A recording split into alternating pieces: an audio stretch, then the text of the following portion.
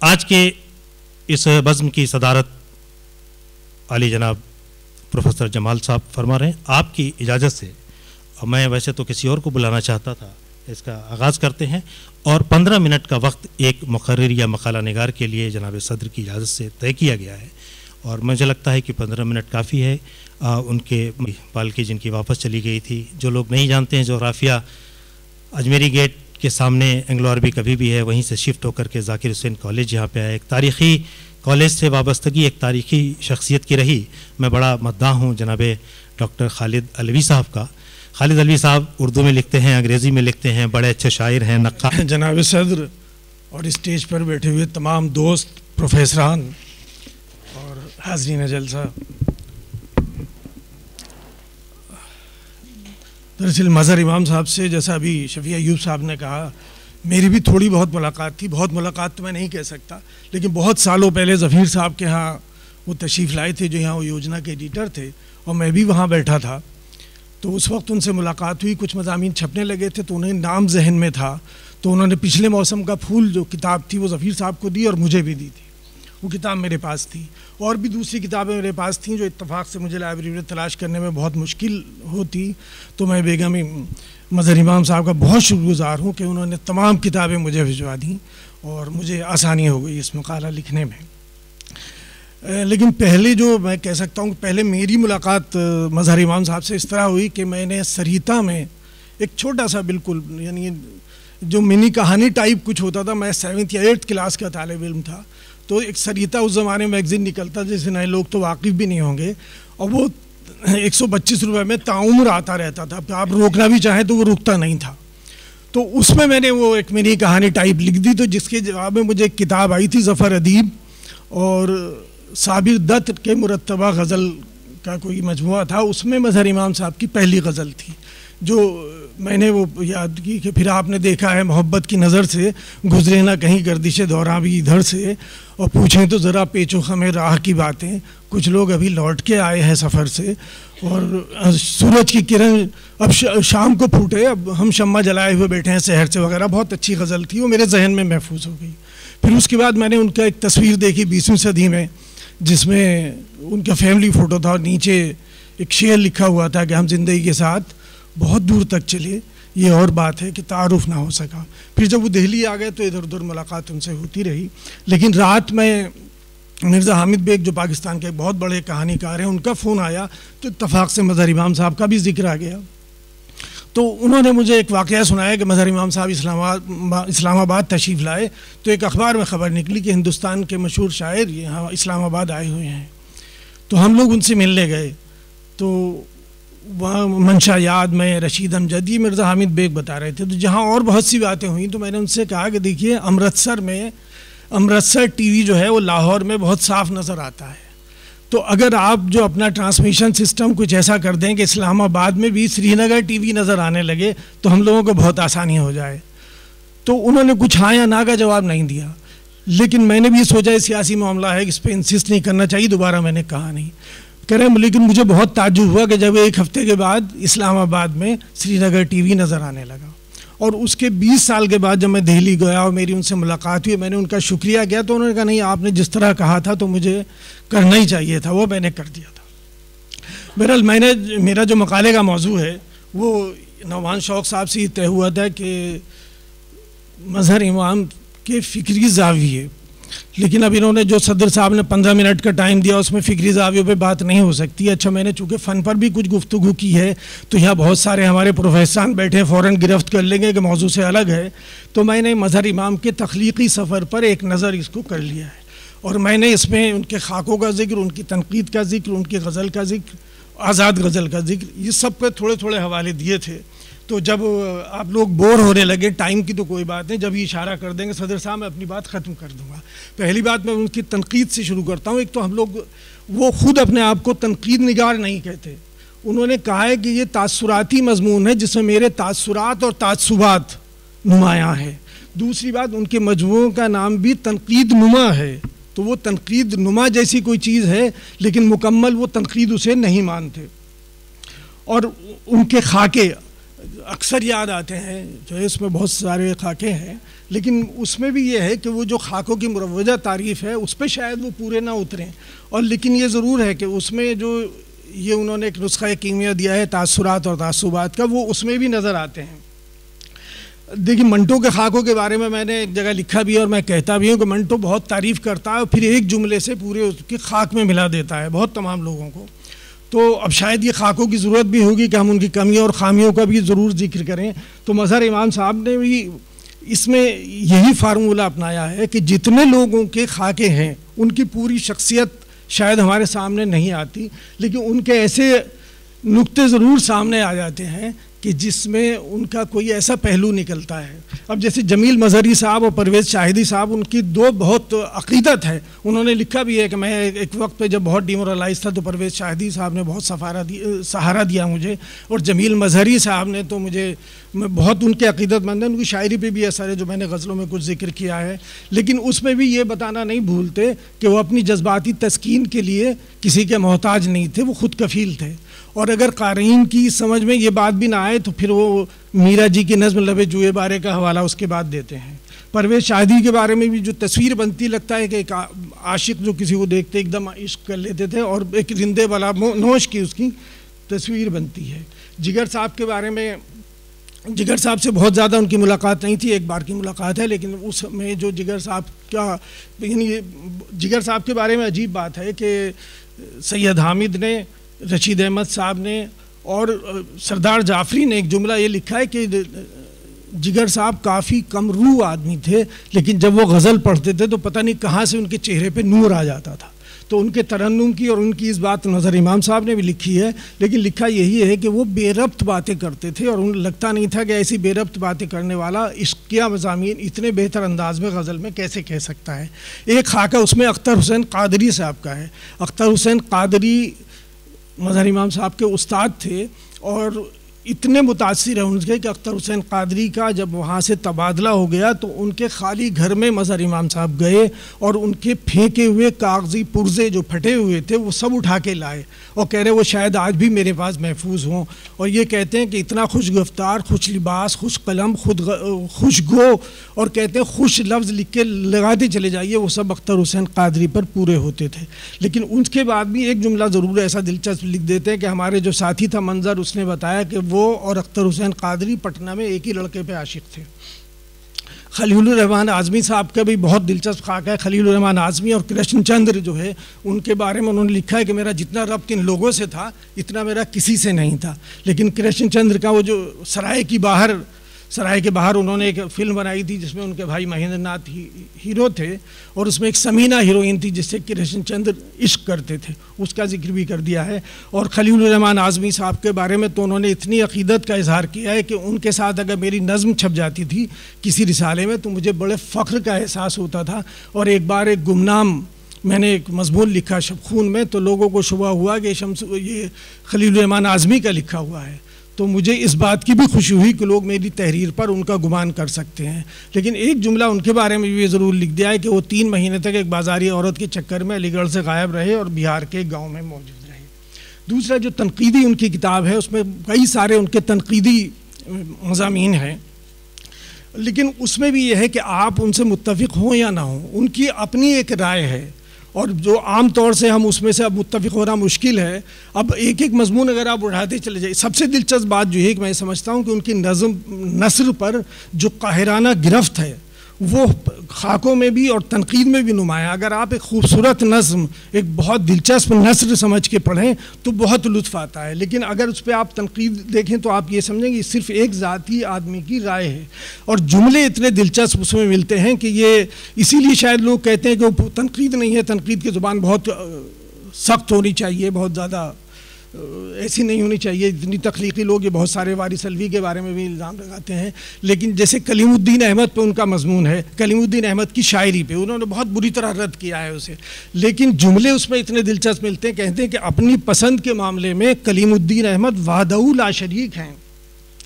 उसी में एक जगह लिखेंगे प्रोफेसर नज़ीर सिद्दीकी ने हसन अस्करी को उर्दू का सबसे ज़हीन नक्काद बताया है। फिर कहते हैं खैर मैं प्रोफेसरों की बात का बुरा नहीं मानता। कलीमुद्दीन अहमद ने आम तौर पर दराज कामत नज़में लिखी हैं और फिर वो कहते हैं कि अगर यही शायरी है कलीमुद्दीन अहमद की शायरी को, तो पैरोडी किसको कहते हैं?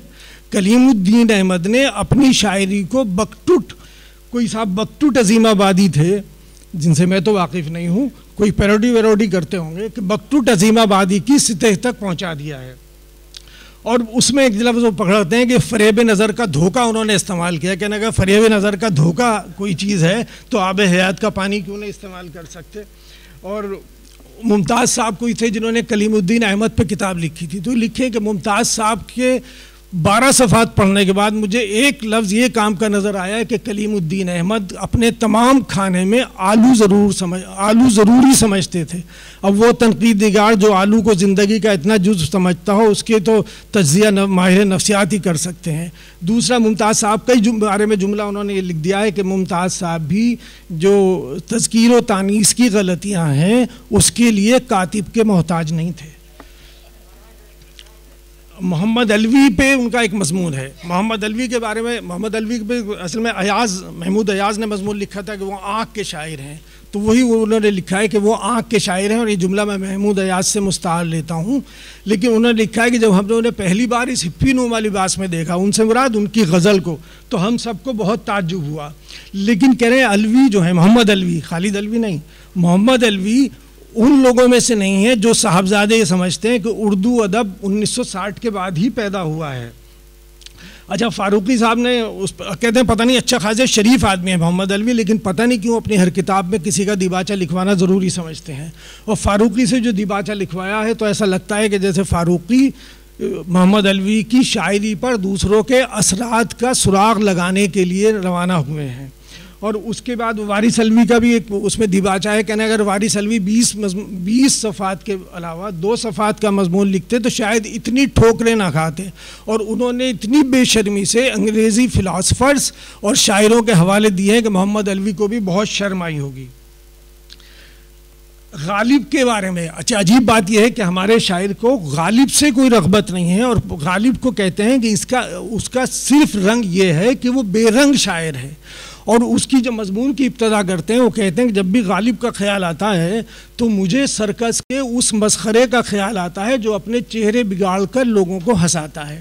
गालिब का कोई रंग नहीं है और गालिब फक्कड़पन पर उतर आते हैं। ये जुमला मज़हर इमाम साहब का है। और गालिब के शेर अपने उसलूब के एतबार से नहीं पहचाने जाते बल्कि अपनी शोहरत के एतबार से पहचाने जाते हैं। फ़िराक़ साहब के बारे में भी बहुत सारे कि वो अपने पैंतरे बदल बदल कर हिंदी छंद में शायरी करते हैं लेकिन बेबहरे शेर कह जाते हैं इसके नाम पे। सुहा मुजद्दिदी के बारे में भी, जोश के बारे में उन्होंने लिखा है कि जोश की गज़ल में कोई शेर नहीं मिलता। मेरा ख्याल है इस पर गुफ्तगू हम लोग कर सकते हैं कि जोश की शायरी का अब तो मजमुआ भी शाये हो चुका है और जोश की गज़लों में भी, हालांकि जोश नज़्म के बहुत मशहूर शायर हैं और आमतौर से उनकी गज़ल को नज़रअंदाज किया गया है, लेकिन उनकी गज़लों में बहुत सारे शेर ऐसे मिल जाते हैं जो बहुत यादगार और बहुत अच्छे शेर हैं। खुशा के मुझ गरीब को हयात का ये हुक्म है, समझ हर एक राज को मगर फरेब खाए जा, या इतना मानूस हूँ फितरत से कली जब चटकी, झुक के मैंने ये कहा मुझसे कुछ इरशाद किया। और बहुत सारे ऐसे अशार उनके यहाँ मिल जाते हैं कि गुम्र हो चलिए यूं ही मुझे सुलगते अक्सीर हो चला हूँ एक कांच की कसर है। मीर के बारे में लिखा है मज़हर इमाम साहब ने कि मीर के यहाँ इतनी ताक़ीद लफ्ज़ी है कि तबीयत मुनग़्ज़ हो जाती है मीर को पढ़ने के बाद। ये मज़हर इमाम साहब का ख्याल है और इस पर हम लोग शायद मुत्तफ़िक़ हों या ना हों वो एक अलग बात है, लेकिन उनका एक तनक़ीदी जुमला ये है। लेकिन दूसरी एक दिलचस्प बात जो मुझे नज़र आई कि मज़हर इमाम साहब उर्दू रिसाइल और जराइद का इंसाइक्लोपीडिया थे कि आप चाहे वो खाके लिखें, चाहे तनकीद लिखें या वैसी तबसरे लिखें, जब वो हवाले देते हैं तो उर्दू, फ़ारसी, अरबी का भी उन्होंने जो मौलाना शाहजहाँपुरी पे मज़मून लिखा है उसमें अरबी रिसाइल के हवाले हैं, इंग्लिश के इम्प्रिंट के हवाले हैं और ऐसे रिसालों के हवाले हैं जो उनका नाम भी हम लोगों ने नहीं सुना। मसलन गजर नाम का कोई रिसाला था, मैंने नहीं सुना उसका नाम। और शायद ये जितने मशहूर रिसाले हैं हुमायूं, अदबी दुनिया, इनका तो अच्छा सिर्फ हवाला नहीं देते बल्कि ये लिखते, जैसे लिखा उन्होंने कि दिलगुदाज में जो थोड़ा सा नज़्म में तजुर्बा हुआ वो अब्दुल हलीम शरर ने 1900 के दिलगुदाज में शाये किया था। अब अब्दुल हलीम शरर पे कोई PhD करे तो ये बात समझ में आती है कि जगह जगह वो रिसाले तलाश करते फिरे, लेकिन उन्होंने महनामों का और जराइद का हदिये जिगर की गज़ल का कि मदीना बिजनौर में शाये हुई थी, फला शुमारे में शाये हुई थी, इस तरकीब से दिया है कि अगर कोई उर्दू रिसालों पे काम करना चाहे तो मज़हर इमाम साहब के जो मज़ामीन हैं ये उनके बहुत काम के होंगे।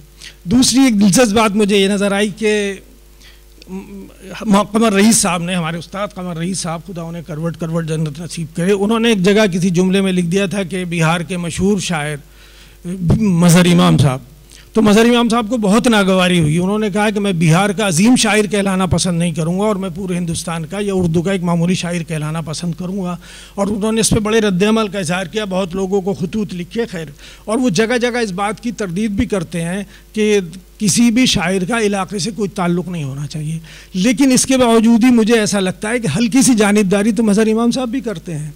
मज़हर इमाम साहब ने एक मज़मून है उनका उर्दू में अव्वलियत के सेहरे, उसमें जो उन्होंने जितने भी उर्दू की असनाफ़ हैं उनके तमाम सेहरे बिहार वालों के सर बांध दिए हैं। मिसाल के तौर पर वो ये कहते हैं कि उर्दू का जो नावल है जिसमें नावल की शक्ल नज़र आती है वो सूरतुल ख़याल है शाद अज़ीम आबादी का। हम देखिए, अब हमारे पास बहुत सारी चीज़ें मौजूद हैं, डिप्टी नज़ीर अहमद के नावल मौजूद है, करीमुद्दीन मौजूद हैं, जो तो हम ये बात मानना बड़ा मुश्किल है। फिर वो उसके बाद जो है अफसाना निगार कहते हैं, जो पहला अफसाना निगार है वो अली महमूद है।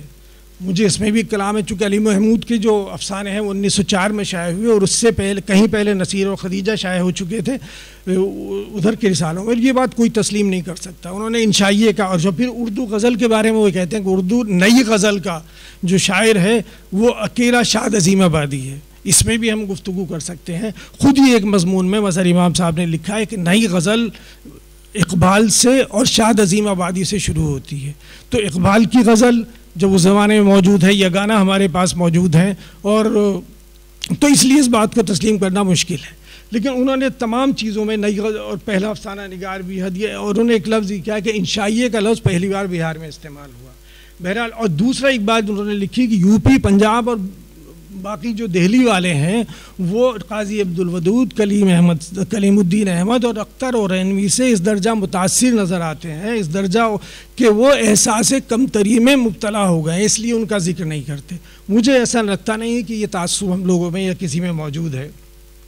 एक दिलचस्प जुमला उनका और बहुत आप सब लोग सुन लीजिए कि एक मज़मून है उनका उर्दू तख्लीक़कारों की बहाली।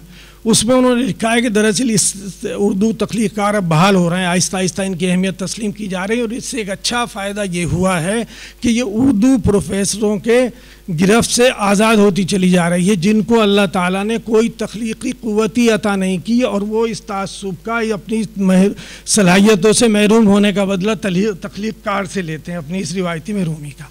मेरे पास गज़ल के बारे में भी थोड़ा दो चार जुमले और कह दूँ अगर आपकी इजाज़त हो तो। चलिए, तो अब सदर साहब ने इजाज़त दे दी तो मैं सरे-नौ शुरू करता हूँ।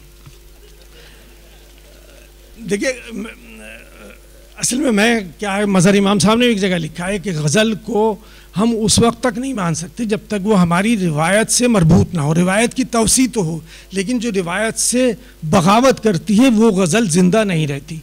और उसके मिसाल मैं आपको ये देता हूँ कि एक ज़माने में जो जिद्दत पसंदों ने गज़लें शुरू की थी कि अगर मुझको सूरज के नेज़े लगे तो कुत्ते को कच्चा चबा जाऊँगा, या नीला सफ़ेद कोट ज़मीन पर बिछा दिया फिर मुझको आसमान पे लेकर चली गई, या धड़ाधड़ मेरी नींद, पड़ोसी की छत पे जो बंदर गिरा, धड़ाधड़ मेरी नींद का घर गिरा। ऐसी बहुत सारी गज़लें मोहम्मद अलवी, आदिल मंसूरी, बशीर बदर वगैरह ने कही थी, लेकिन वो सब अपनी मौत आप मर गई हैं।